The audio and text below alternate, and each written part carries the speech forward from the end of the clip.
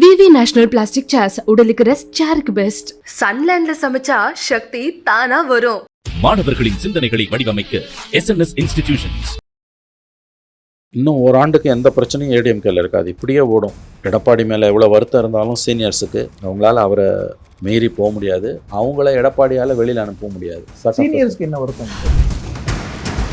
அவர்கள் ஒன்றுபட்ட அதிமுக வேணும்னு நினைக்கிறாங்க. ஓபிஎஸ் சசிகலாவெல்லாம் உள்ளே சேர்க்கணும்னு விரும்புகிறாங்க ஒரு செக்ஷன் ஆஃப் சீனியர்ஸ்.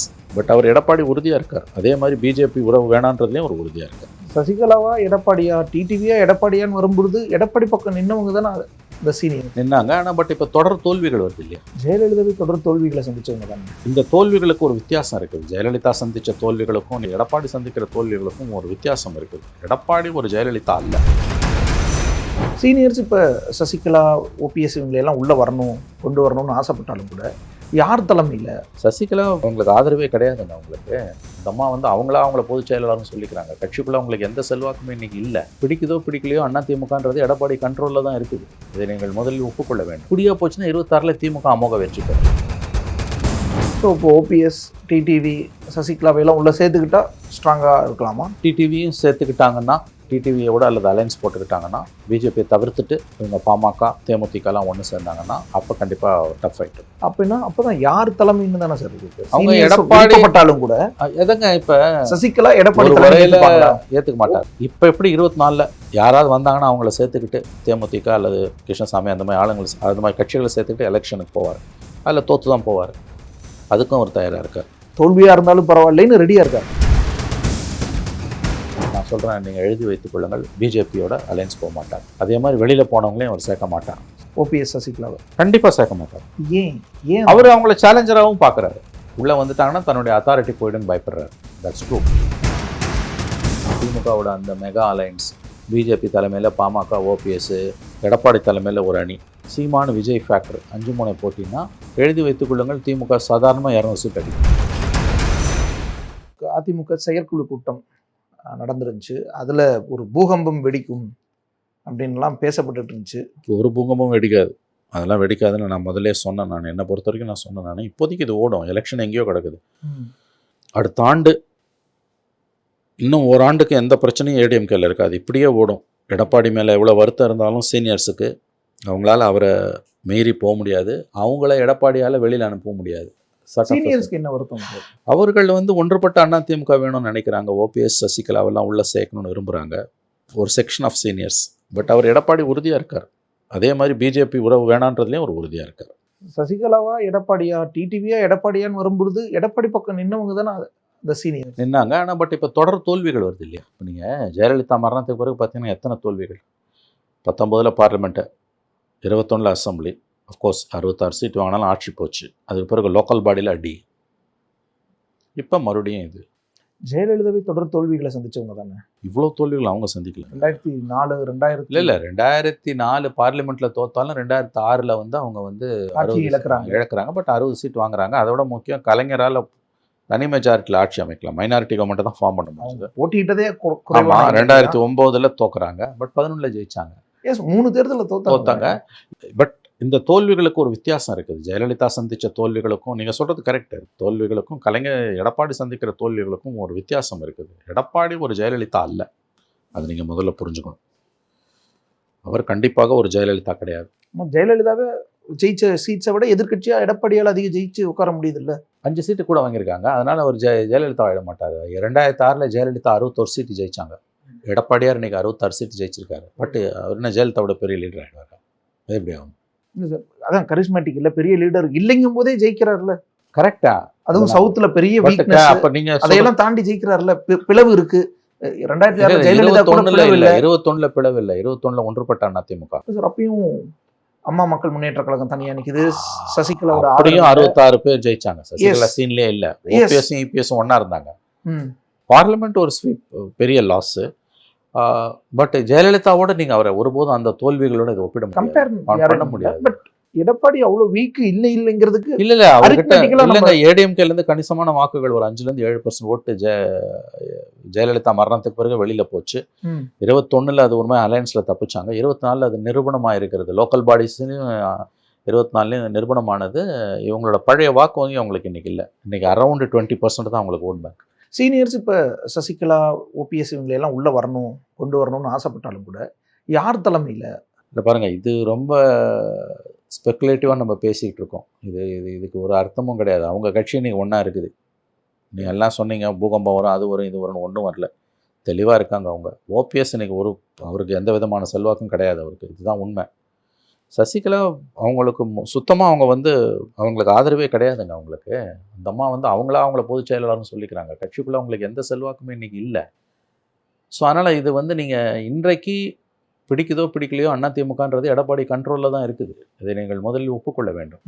பட் இது 26 இப்படியே போச்சுன்னா என்ன நடக்கும்னா, இப்படியே போச்சுன்னா 26 திமுக அமோக வெற்றி பெறும்.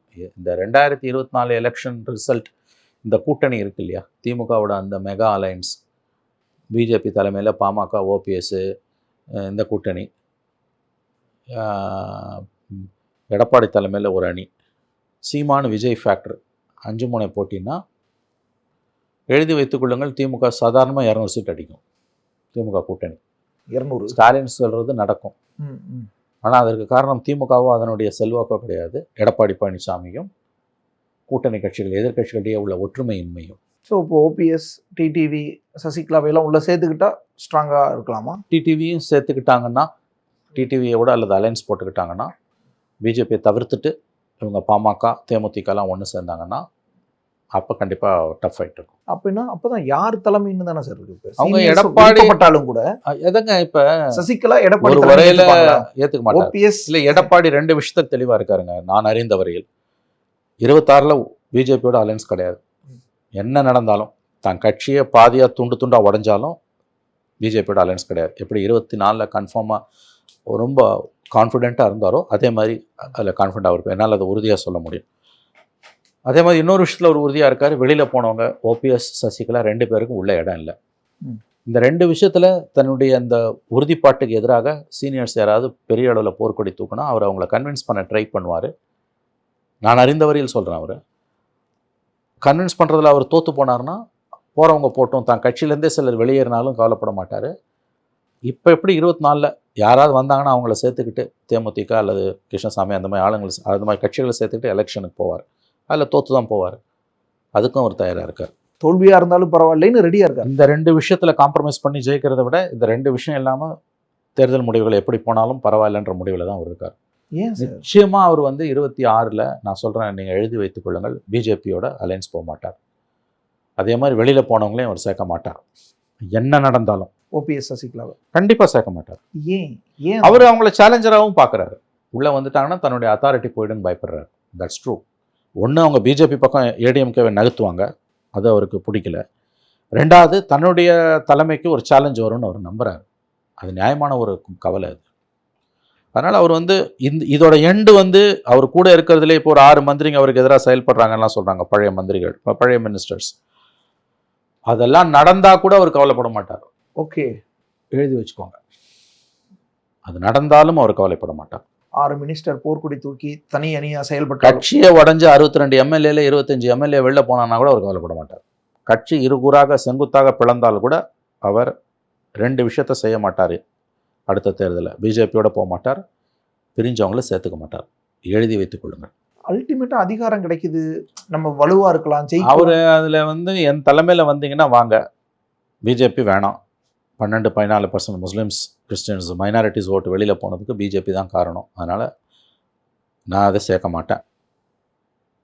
என்ன தான் திமுக நிறைய நலத்திட்டங்களை செஞ்சுருந்தாலும் 26 மக்கள்கிட்ட போகும்போது there will be anti incumbency. அது 5 வருஷத்துக்கு ஒருத்தர மக்கள் மாற்றி திமுகன்னு போடுறதால நமக்கு சாதகமாக அமையும் என்று அவர் நம்புகிறார். அவரோட நம்பிக்கை இது. அதில் அவர் உறுதியாக இருக்கார். சீனியர்ஸை இப்போ கன்வின்ஸ் பண்ணி இந்த இப்போதைக்கு அவர் கன்வின்ஸ் பண்ணியிருக்காரு. சீனியர்ஸால் அவரை கன்வின்ஸ் பண்ண முடியல. ஞாபகம் வச்சுக்கோங்க, சீனியர்ஸால் அவரை கன்வின்ஸ் பண்ண முடியல. அவர் அவ்வளோ உறுதியாக இருக்கார். ஓகே, இவரால் இப்போதைக்கு சீனியர்ஸை கன்வின்ஸ் பண்ண முடியுது. அப்போ உள்ளே ஒரு ஆனால் நாளைக்கு அது என்ன ஆகும்னு தெரியாது. இந்த சீனியர்ஸ் கை ஓங்குச்சுன்னா கட்சி உடையலாம். பட் குறைஞ்சது எப்படி உடைஞ்சாலும் ஒரு 25 எம்எல்ஏ கன்சர்வேட்டிவ் எஸ்டிமேட்டில் பார்த்தீங்கன்னா கூட அவர் பக்கம் இருப்பாங்க. எடப்பாடி பக்கம் கண்டிப்பாக இருப்பாங்க. அந்த சிச்சுவேஷனுக்கும் அவர் தயாராக இருக்கார். இப்போ சீனியர்ஸ் என்ன சொல்லி மிரட்டுறாங்களோ அதே மிரட்டலோட இல்லை மிரட்டல்லாம் இல்லைங்க, அவங்க வந்து ஒரு ஃபோர்ஸ்ஃபுல்லாக பேசுகிறாங்க, ஆனால் அவர் இறங்கி வரல. மிரட்டல் துணிக்கு போச்சுன்னா அவர் கவலையப்பட மாட்டார், கட்சி உடஞ்சாலும் பரவாயில்ல. ஒன்று தெரிஞ்சுக்கோங்க, ஓபிஎஸ் வெளியில் போனப்போ தனிமரமாக போனார். கொஞ்சம் 4-5 பேர் போனால் அத்தனை பேர் இன்றைக்கி திரும்ப வந்துட்டான். இன்றைக்கி ஓபிஎஸ் தனிமரமாக நிற்கிறார். ஒருபோதும் எடப்பாடி அப்படி நிற்க மாட்டார். ஒஸ்ட் கேஸ் சினாரியில் ஒரு பக்கம் 25 எம்எல்ஏவாவது நிற்பாங்க.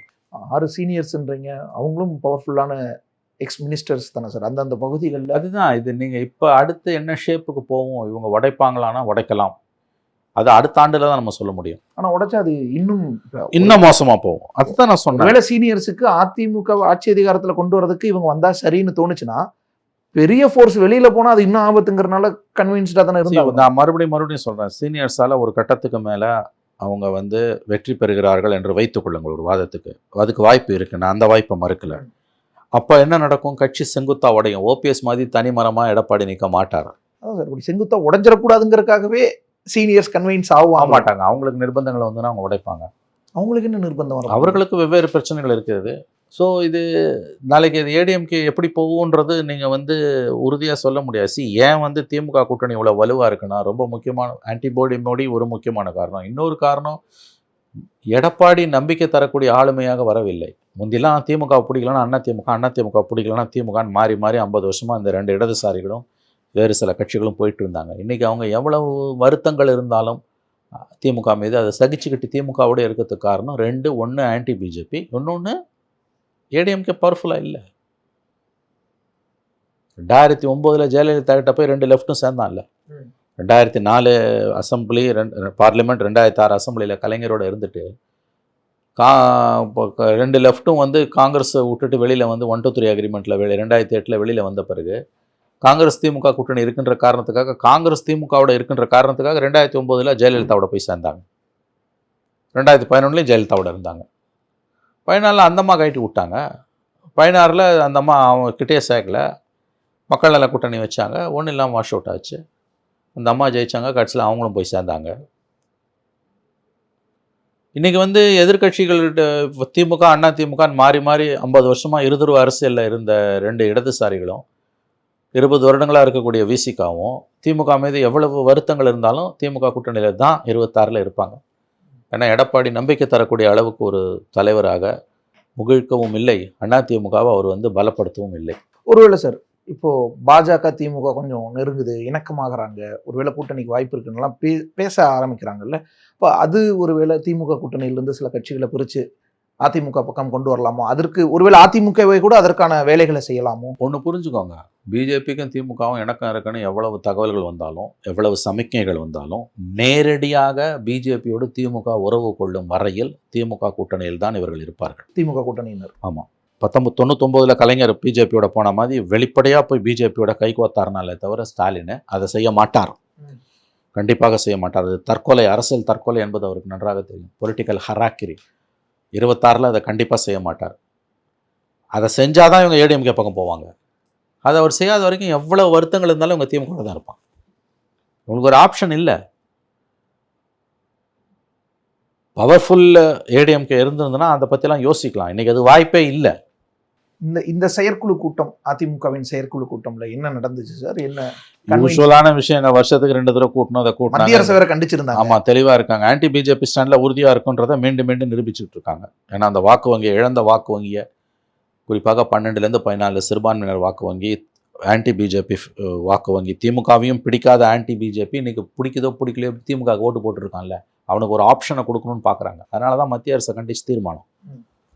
அது வருஷத்துக்கு 2 தடவை செயற்குழு கூட்டணும், அதில் கூட்டியிருக்காங்க. இந்த ஆண்டு இறுதியில் பொதுக்குழுவையும் கூட்டுவாங்க. அதுலேயும் மோடியை திட்டுவாங்க, எழுதி வச்சுக்குவாங்க. கண்டிப்பாக திட்டுவாங்க, பிஜேபி திட்டுவாங்க. தங்களுடைய செக்யூரில் கிரெடென்ஷியல்ஸ், மதச்சார்பற்ற அந்த தன்மையை மீண்டும் நிரூபித்துக் கொண்டிருப்பார்கள். அதிருப்தியில் இருக்கிற சீனியர்ஸ் இன்னும் அதிருப்தியாக மாட்டாங்க. அவங்களால ஒன்றும் பெருசாக இப்போதைக்கு பண்ண முடியாது. நாள் இருக்குது. அவங்க ஏதாவது அதிசயம் நிகழாதான்னு அவங்க பார்க்குறாங்க.